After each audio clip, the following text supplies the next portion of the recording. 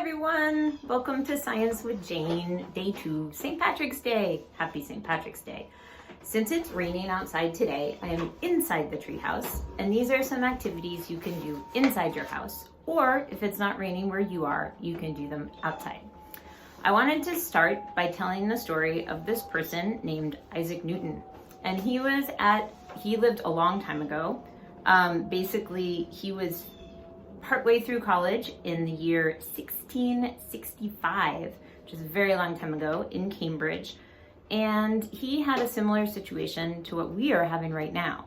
His school closed down and he had to go home because there is a disease called the Great Plague that was traveling all throughout England, which was the country he lived in. So just like we are doing now and not going to school so that we stop getting sick, Newton needed to go back to his mother's house and stay at his house for quite a long time. While he was there, he did all kinds of studies at home with the books that he brought home from his university, and he made a lot of discoveries about a topic of science that we now call physics. So we're going to do some physics today. I think the important thing about physics is it's a way to look at the world with math. And it's a way to measure the world and do calculations and look for patterns. Newton was so good at this and so interested in it that he actually invented a whole new kind of mathematics because he wanted to be able to do better calculations to better understand the world. That's called calculus. We're not going to do calculus. However, we start by just figuring out how to measure motion. That was one of the basic things that Newton and other scientists at his time were working on. So we are going to look at how things move and how to measure movement and then how to look for patterns in those measurements. Our first activity is for younger students, but if you're an older student, you might want to listen to this too, because I think understanding the first activity will help you do the second, more complicated activity. Okay? So at the bottom of this video on YouTube in the description, there's a link to this document. And so you can print out the page. Basically, we're asking the question, how fast? You can decide what you will measure. You can measure your own motion, so your body walking, or the motion of a toy car, or a monster truck, or a ball, okay? So you decide what you want to do. If you can do this outside, you might want to measure something bigger. If you're working inside, maybe pick something smaller that won't break things. This is squishy. Okay, and then you can write down what you will measure right here. Now you need to make a track. You need to decide on a distance. This can be the length of a toy train track, the length of a table or a room at home, one end of your yard to the other, or even around your whole block if you can go outside. Just pick a start line and an end line and use the same one each time. There's a spot here for you to draw or describe your track. Now measure time. You need to find a way to measure time. You can use a stopwatch or a timer, or you can just count the seconds out loud and write down the number you count to. Awesome.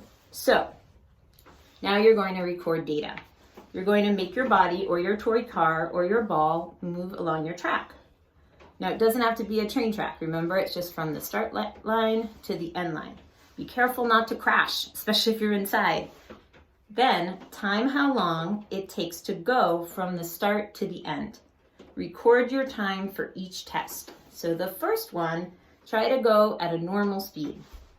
Then, try to go as slow as possible, but still get to the end line. This could be hard. And then record your time. Try to go as fast as you can with your body or with the toy car or with the safe ball if you go inside, but don't crash or break things. Record your time. And then you can also do notes or drawings. Here are some questions to think about after you've collected your data and talk about with someone. You want to compare the time of your fastest test to your slowest test.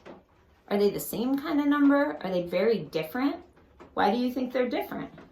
Do you think you could make the motion even faster? Could you make it even slower? I've left some extra boxes for you to try if you want to. So measuring motion and time is one of the first things that Newton needed to do to start discovering all these other things that happen in our world. I hope you've had a nice time discovering. On the first page of the document, there is a link to a song called They Might Be Giant, by a band, called They Might Be Giants, called Speed and Velocity. I suggest you listen to it and watch the video because it might be kind of fun. Okay, now I'm going to move on to the older kid activity. Basically, if you know how to divide numbers, you can try to do this. Or if you have a grown-up or an older brother or sister that can divide for you, you could also give it a try. Okay, here we go. So this is on the third and fourth pages of the document. All right, speed. So now we're getting some serious math. Speed is the rate of distance over time. When we say 30 miles per hour, what this means is that the car is traveling 30 miles in each hour. If you are walking at 3 miles per hour, that means if you walk for 1 hour, you will travel 3 miles. So anytime we worry about speed, it's always a distance and then a time.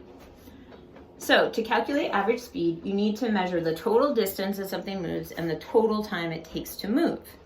Then you divide the distance number by the time. The number you get is the average speed.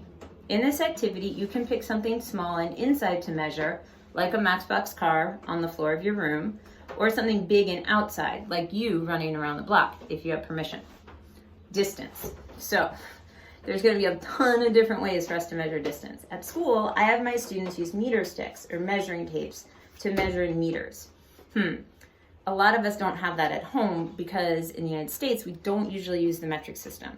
So if you have a ruler or a measuring stick or a measuring tape at home, you can use those. So I have this, but it's not in meters, it's in feet. So that's okay. These tools might be in inches and feet instead of meters, and that's fine. If you don't have any official tools, you can make your own. So this could be really interesting. Think about the word foot. It actually means foot. So you can use your own foot or your shoe, and this can be your unit. So if I was going to, for example, do like a distance across the room, I could just step it out with my own feet or shoes, and then my unit would be Jane feet or Jane shoes. That's what I would write down. Okay, if I'm using a measuring tape, then I would use the feet on this and I wouldn't call it Jane feet because my feet are not that big. All right, if you are using a long distance, like going around your block, you might be able to use a map app to find the distance in miles or kilometers. If you're more interested in the metric system, I've included a link. There's this podcast from NPR called Shortwave. It's a daily, 10 to 12 minute podcast about science.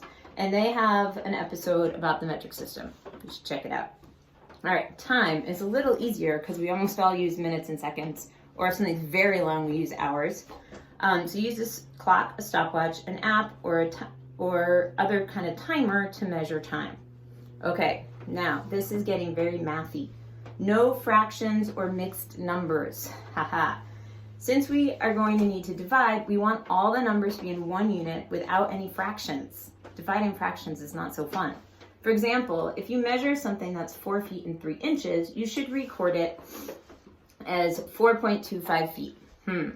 If you don't know how to use decimals, that's okay. You can just round to the nearest whole number. So you would make that 4 feet because it's closer to 4 feet than it is to 5 feet. And the same is true for time. If your stopwatch reads 1.45 or 1:45, what that means is it's 1 minute and 45 seconds. But you should record it as 1.75 minutes or 105 seconds, or you can round to 2 minutes. Okay, now on to the next page to start collecting data. So you are going to pick one distance but change the speed. You're going to use your body, a toy car, or a ball, and measure the motion of 3 different speeds over the same distance. You're going to record. So you're going to record your distance. If I use my own feet to measure, I would write Jane feet. That's my units. If I'm using my tape measure, I could just write feet. So if I'm using like a map app to go around my block, I might write miles or kilometers, whatever my units are. Then I would record the distance. So in this case, in part 1, we're picking one distance, which will be the same for all 3 tests. Then you're going to change your speed each time you do a test. So for the first one, you can go like normal and record your time. Again, pick either minutes or seconds. Or I guess if you're going on a really long hike, you could pick hours. Then you're gonna do the second test at a different speed. You get to choose. Maybe you wanna try to do it like even faster. Maybe you wanna try to go as slow as possible. Either way, record the time. Then you're going to do some math and calculate. So you're gonna take your number from distance and divide by the number in the time column. That will give you average speed. So let's say I picked the units of Jane feet and I picked the units of seconds for like my ball to roll across the floor or something like that. So then my units for speed would be Jane feet per seconds. I could write that as like a slash, okay? If I was recording my distance in, let's say, miles and my time in minutes, then my units for speed would be miles per minute. All right, so after you've done all the calculations, you will look at the values here you got for average speed. Were they similar?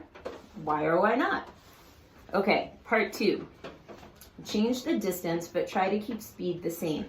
So you're gonna pick the same object, your body, a toy car, ball, whatever, that you did for part 1, but here you're going to try to keep the speed roughly the same. Sometimes this is hard. And you are going to change the distance. So you could double the distance, you could make the distance in half. It doesn't actually really matter. You just want to change the distance for each test. And again, I would use the same units as up here. So if you use Jane feet up here, you're not Jane, you don't have my foot, don't use my foot. But then you would use the same unit down here, okay? And then the same for time. So you'd record and you do the same math to calculate average speed. Again, look at the values you got for average speed. Were they similar? Why or why not? Did it make sense? Do you want more? If you did this activity inside with something small, you should try it outside with walking, running, or biking even, longer distances, as long as you have permission. All right, that's the show. Thank you so much for tuning in to Science for Jane. I think we'll do some more physics tomorrow because physics is pretty cool. And I hope everyone is well. All right, bye.